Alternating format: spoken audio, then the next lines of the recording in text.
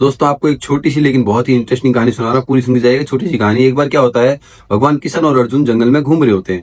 तो अर्जुन को अचानक से एक भिखारी भीख मांगता हुआ नजर आता है। तो वो भगवान किशन से पूछता है, हे भगवान, आपने इतनी बड़ी सृष्टि बनाई, इतने सारे प्राणी बनाए, जीव जंतु बनाए, ये भिखारी क्यों बना दिया जो लोगों से भीख मांग मांगते उनको परेशान करता है?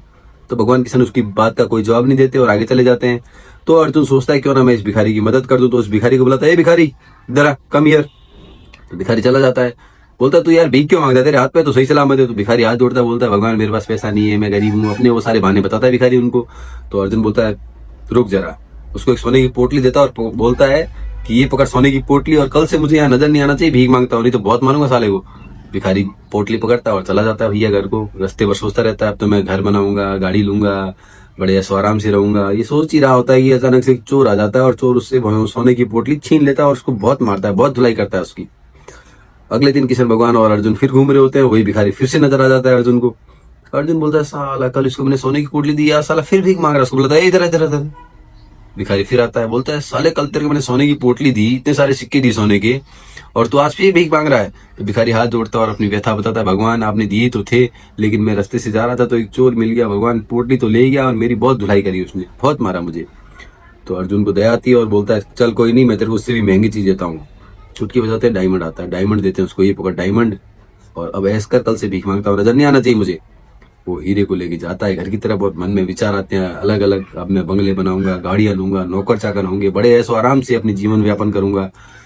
जैसे घर पहुंचता है, बोलता है, इसको यार कहीं छुपा देता हूँ। तो उसके घर में क्या होता है, मटके पड़े होते हैं बहुत सारे। तो उसमें से एक मटके में हीरे को डालता है और निश्चिंत होकर सो जाता है। कुछ देर बाद उसकी पत्नी आती है, पानी भरना रहेगा उसकी पत्नी को। तो इतने सारे मटकों में से वही मटका उठाती है और चली जाती है पानी भरने। देखो किस्मत, मटके बहुत सारे थे लेकिन उठाया वही मटका, और फिर से पानी भरने चली गई। और जैसे ही पानी में मटका डाला, हीरा पानी के अंदर। फिर से तीसरे दिन वो भिखारी अपने भीख मांगने चला गया। अर्जुन और किशन फिर घूम रहे थे, वही भिखारी फिर नजर आया। अर्जुन बड़ा क्रोधित हुआ, बोला, यार इसको हीरा भी दे दिया, सोना चांदी भी दे दिया, ये साला फिर भी भीख मांग रहा है, इसकी नीयत में भीख मांगना ही लिखा हुआ है, ये मतलब अपनी नीयत से ही भिखारी है। किशन भगवान अर्जुन को बोलते हैं, अर्जुन रुको जरा, तुम्हारे बस की नहीं है, इसका इलाज मैं करता हूँ। भिखारी को बुलाते हैं, भिखारी इधर आ। भिखारी आता है, जी प्रभु। 2 रुपए के सिक्के उसके मुंह में मारते हैं, पकड़ और ऐस कर। भिखारी 2 रुपए उठाता है और चल देता है आगे। आगे जाता है, एक नदी किनारे बैठा ही होता है, सोच रहा होता है, ये 2 रुपए से मेरा क्या होगा भला, इतनी महंगाई का जमाना है। तभी उधर से एक मछली वाला आ रहा होता है, उसके सर पे मछली की टोकरी होती है और सारी मछली से भरी हुई। अब भाई साहब उसमें से एक मछली होती है तो तड़प रही होती है। तो भिखारी सोचता है, क्यों ना इस 2 रुपए से मछली ही खरीद लूं। तो वो उस 2 रुपए की मछली लेता है, तड़पती हुई मछली, और उस मछली को पानी में डाल देता है। बोलता है, यार इस 2 रुपए से मेरा तो कुछ नहीं होगा, लेकिन कम से कम ये तो बचेगी, किसी और का तो भला होगा, वो तो खुश रहेगी मछली। और उस मछली को जैसे ही पानी में डालता है, उसके मुंह से हीरा बाहर आता है, हीरे की